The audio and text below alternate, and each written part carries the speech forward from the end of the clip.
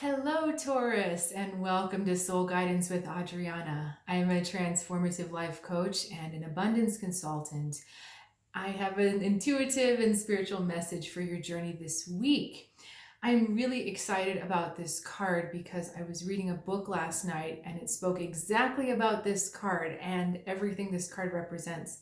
And I think I'll share a little bit of it with you. This is the Honeybee, card number 6, Reciprocity. We're starting with your Animal Oracle card. I'm reading The Prophet by Khalil Gibran, and there's the part where he talks about bees and flowers.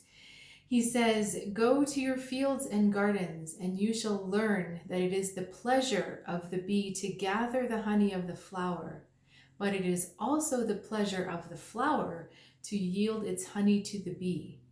For to the bee, a flower is a fountain of life, and to the flower, a bee is a messenger of love." It's just such a lovely passage.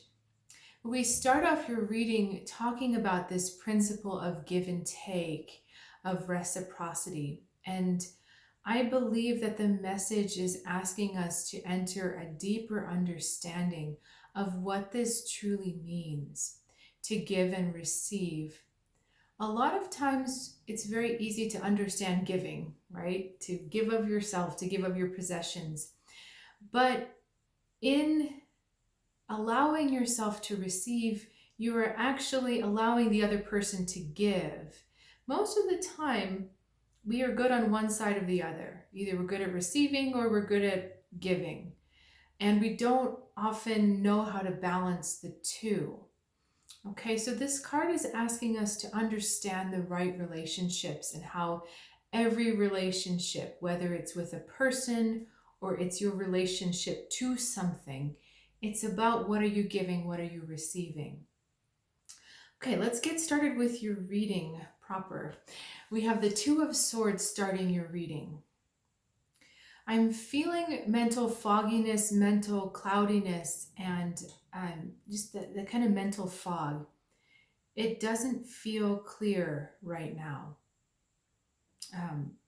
A lot of times, Taurus, for you, the energy feels open and direct, like the path is in front of you.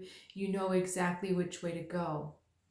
But this energy doesn't feel as certain. It kind of feels like you're taking a step and then all of a sudden your path is surrounded by a fog or a mist and you're not sure where to put your foot next. You kind of feels like you know you're going in the right direction, but not everything is popping out into the sunlight and the clarity. Okay, let's see where you're headed. Next card in sequence, Three of Swords. So we're headed for a moment of growth or an opportunity to grow.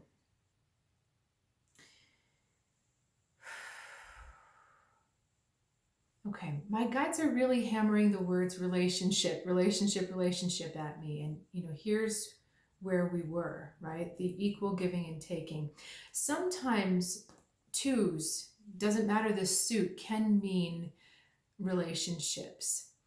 And what this sequence means to me is that you're being asked to examine where have you betrayed yourself in relationships with others. Where have you given too much or perhaps not put up a strong enough boundary?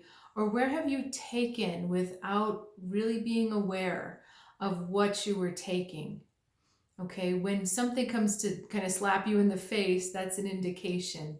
And you can also look at who you're drawing to you as an indicator of where you are. Okay, if someone is drawn into your field and they're not like you, there's a lesson behind it, but in a sense they actually are like you because like attracts like. They've got something you need to learn.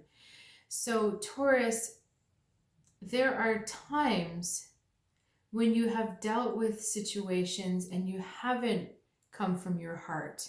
You've maybe come from your head, or you've maybe come through a calculation, but you have not allowed your heart to be open and soft and for the energy to come through there in your decisions.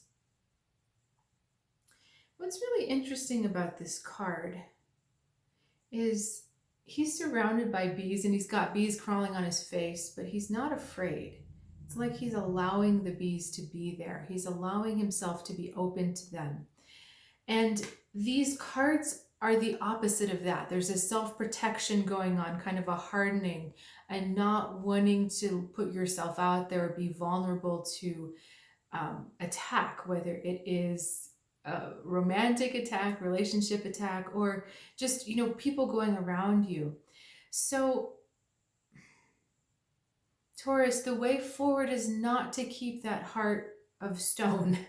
It's to open that heart up, to soften that heart up, and to understand that there is no wounding if you grow from it.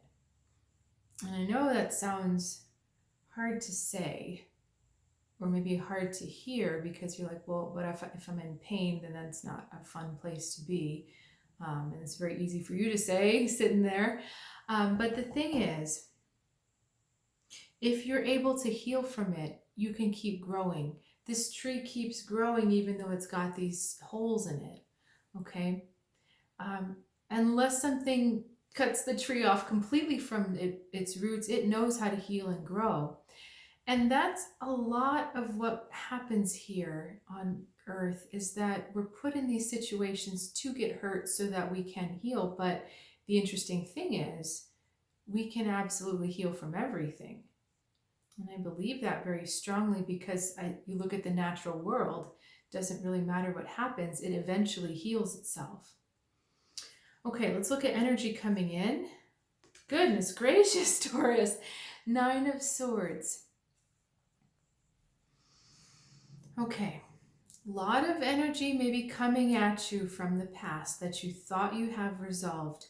But this 9 of Swords energy is telling you you're holding on to it a little too long.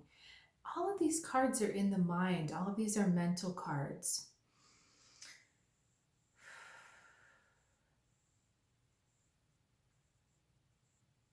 You need to ask yourself, Taurus, why you're hanging on. Why is it helping you to keep thinking about this situation or this person? Why is it helping you to keep these thoughts alive in your vibrational field?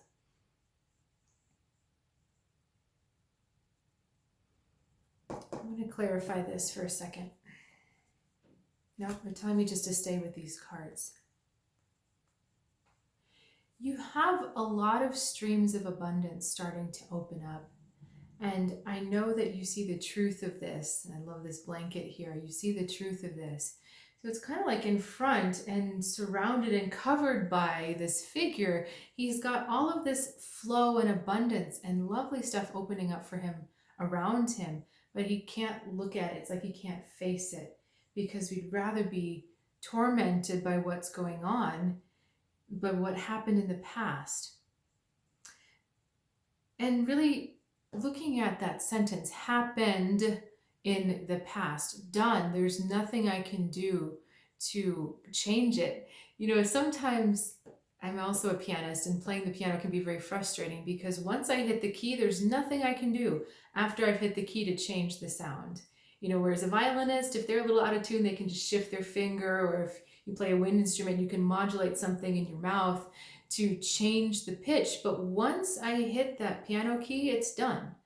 So what's important in the piano world is what came before me hitting that key, because the before produces the results.